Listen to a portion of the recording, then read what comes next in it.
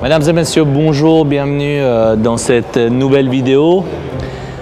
Pas vraiment comme les autres, puisque d'habitude, à quelques jours de la compétition, quand on fait une vidéo, c'est pour justement montrer la condition du moment, pour vous donner les dernières nouvelles sur la préparation, son avancement.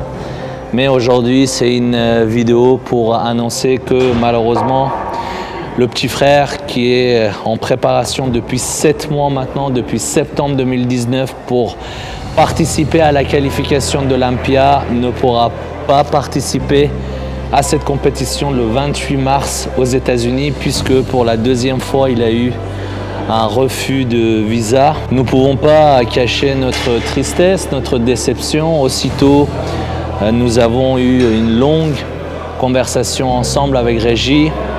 Et nous avons mis une nouvelle stratégie en place pour la suite de l'aventure.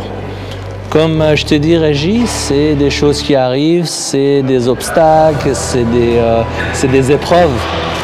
C'est pas la première fois. C'est pas la première fois. Le combat continue. Justement, nous sommes aujourd'hui là pour partager une séance ensemble tous les trois, pour montrer que nous sommes unis, plus forts que jamais. C'est pour ça que je t'ai demandé de ne pas lâcher la diète. L'aventure continue et quoi qu'il arrive, Régis, on va surmonter cette épreuve tous ensemble, toi et moi et tes frères. Toujours, hein, quand il y a une épreuve, quand il y a un obstacle, c'est pas grave, on va franchir ensemble. Depuis le début, c'est comme ça, on va continuer comme ça. Exactement, franchement, je suis vraiment dégoûté qu'on ne puisse pas partager ce premier pro show ensemble, parce qu'après Copenhague, c'est lui et Philippe qu'on se retrouve dans leurs 4 pros. Et le fait qu'on y aille nous trois ensemble comme ça, c'était symbolique. C'était symbolique, tu vois, mais ce n'est que partie remise. On a surmonté le plus dur, Nice, on a surmonté ça tous ensemble. Et là, c'est une épreuve, on va la surmonter encore ensemble. Comme toujours, comme toujours. On va pas lâcher, ça c'est sûr. Ok les gars, donc cette histoire maintenant, il est derrière nous. On va passer à la séance. Donc c'est avec un grand plaisir que je vais partager cette séance avec mes deux grands champions. Ils m'ont autorisé à m'entraîner avec eux. Et qu'est-ce qu'on fait, Maxime, aujourd'hui? On fait les deux. On te suit? Let's go. Let's go.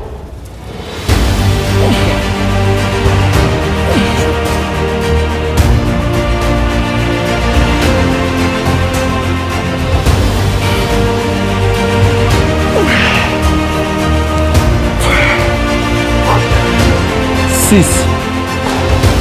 7, 8, 9, encore une, et 10,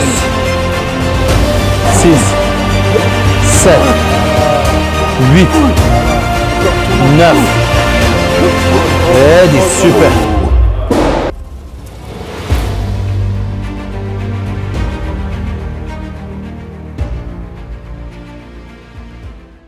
En mars 2017, quand j'ai reçu Régis pour la première fois à la boutique, il s'entraînait, il était passionné par ce sport. Et il m'a dit que voilà, qu'il rêvait de faire des compétitions de musculation, mais qu'il était conscient que c'était encore trop tôt, qu'il n'avait pas le niveau, qu'il fallait qu'il travaille dur pour ça. Très calme, très respectueux. On a commencé à travailler ensemble et très vite j'ai vu qu'il avait vraiment la rage de réussir, d'avancer. Il se donnait à fond à chaque entraînement. Il m'envoyait toujours des photos de ce qu'il mangeait. Toujours un message à la fin de chaque séance d'entraînement. Et dès le départ, il m'a fait vraiment bonne impression. Première compétition en octobre 2017, c'était un des athlètes qui s'est fait remarquer le plus, aussi bien par sa condition physique sur scène que par sa prestance. Il avait vraiment une confiance en lui quand il pesait. On aurait dit qu'il avait fait ça toute sa vie. À sa première compétition, il a gagné sa catégorie. Il était vraiment impressionnant. Et tout le monde a commencé à lui dire, tout le monde a commencé à le féliciter. Et lorsqu'on a décidé de participer à sa deuxième compétition, qui était la demi-finale IFBB Pro Elite France, dans le Nord, je pense que c'était une des premières leçons avec laquelle il a dû faire face. Et c'était cette prise de confiance un peu surdosée que parfois on peut avoir en soi. C'est-à-dire que quand il est monté sur scène, avec tous ces compliments que tout le monde lui faisait, comme quoi qu'il allait gagner, qu'il était beau, que c'était impossible qu'il ne revienne pas avec une médaille d'or, et quand il est monté sur scène, bah, on a ressenti cette confiance en soi un peu hautaine. Et bah, il a fait deuxième. Et il a compris que dans la vie, rien n'est jamais acquis. Et plus tu es fort, plus tu dois doubler l'effort. Suite à sa deuxième place, on avait 2 semaines pour préparer la finale. Et là, il s'est entraîné 2 fois plus, 2 fois par jour.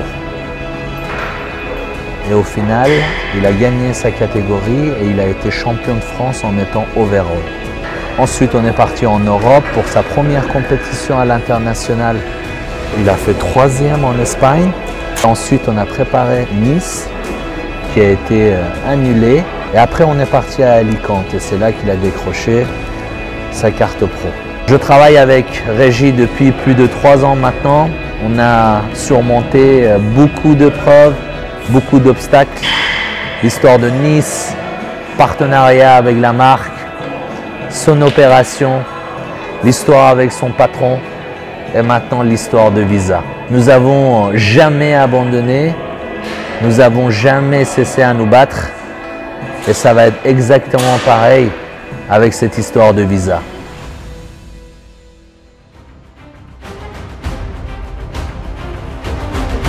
Une, 2, 3, 4, 5, 6,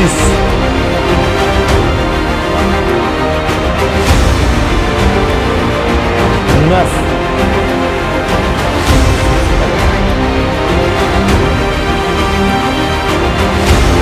8. Allez, encore. Encore. Voilà, sors-moi tout ça. Yes.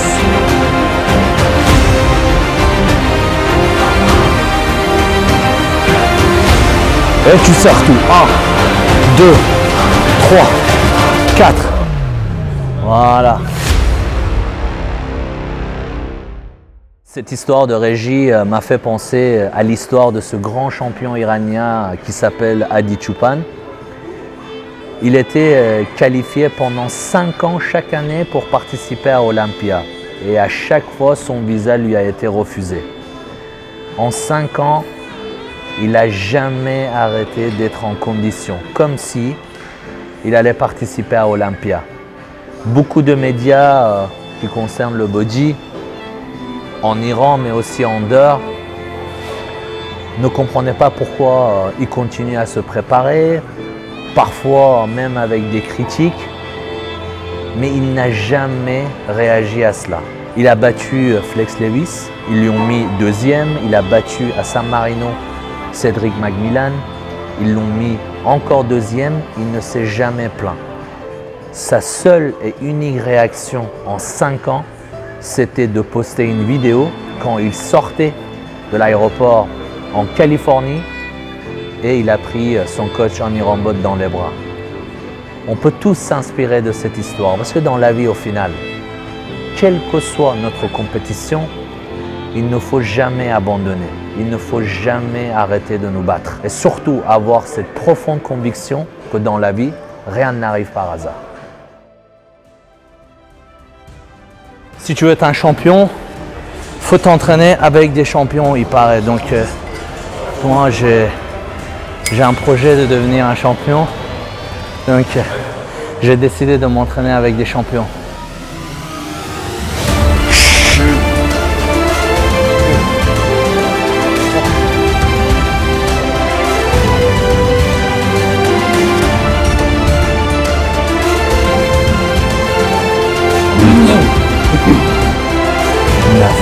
1, 2, 3.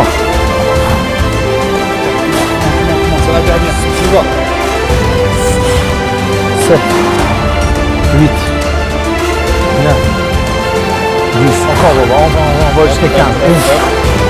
1, 2, 3, allez, 4, encore.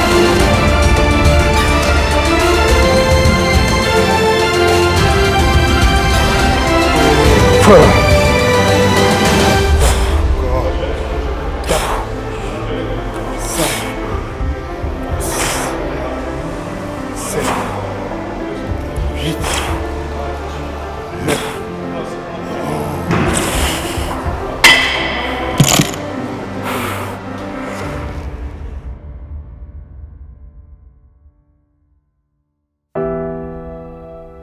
Je ne suis pas français, donc pour cela j'ai dû faire une demande de visa.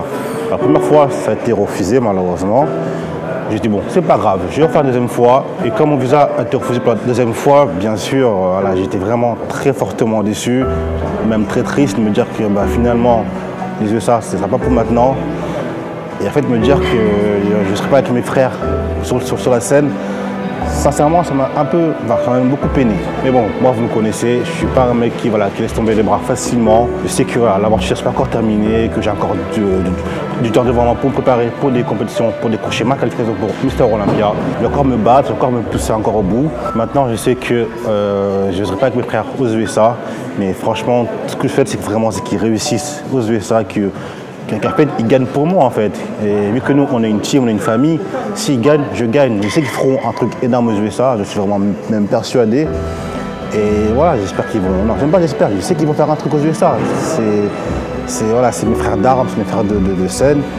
Et je veux juste qu'ils prennent du fun, qu'ils s'amusent sur scène et qu'ils s'amusent pour moi en fait. C'est tout ce que je veux.